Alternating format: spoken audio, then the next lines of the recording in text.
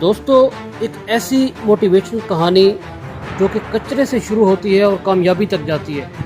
कराची के एक गुंजान आबादी वाले इलाके में 12 साल असद अपने वालिद के साथ रोज़ाना कचरा चुनता था।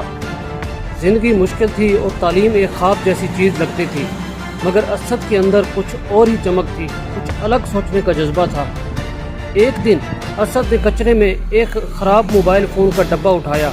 उसे तजस्सुस हुआ कि आखिर मोबाइल बनते कैसे हैं। उसने वो डब्बा घर लाकर दीवार पर चिपका दिया और ख्वाब बुनने लगा कि एक दिन वो भी कुछ ईजाद करेगा।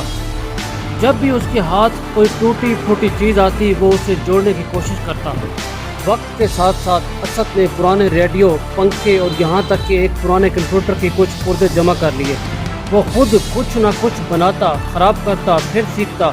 एक दिन असद के मोहल्ले में एक NGO ने बच्चों के लिए साइंस और अख्तरा का छोटा सा प्रोग्राम शुरू किया। असद वहां पहुंच गया और अपने बनाए गए एक छोटे पंखे की नुमाइश की। सब लोग हैरान रह गए कि एक कचरा चुनने वाला बच्चा ऐसी चीज़ कैसे बना सकता है।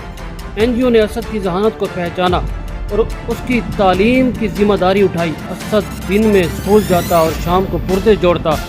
इसका शौक दिन ब दिन बढ़ता गया। इसने YouTube पर मुफ्त कोर्सेज देखकर इलेक्ट्रॉनिक्स और कोडिंग सीखना शुरू कर दी।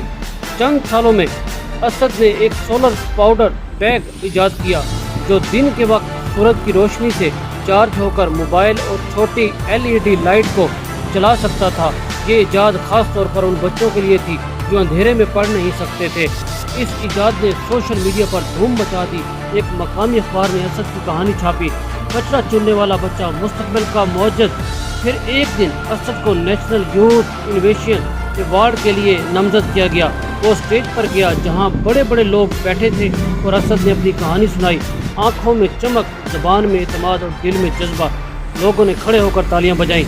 आज असद एक टेक्नोलॉजी स्टार्टअप चला रहा है जिसका मकसद ऐसे बच्चों को टेक्नोलॉजी सिखाना है जो कभी तालीम से दूर थे। इसका मानना है कामयाबी दौलत से नहीं, जज्बे से आती है, और जज्बा वो चमक है जो अक्सर कचरे में भी मिल जाती है। ये कहानी हमें सिखाती है कि हालात जैसे भी हों, अगर हिम्मत, तजस्सुस और लगन हो तो दुनिया की कोई रुकावट नहीं।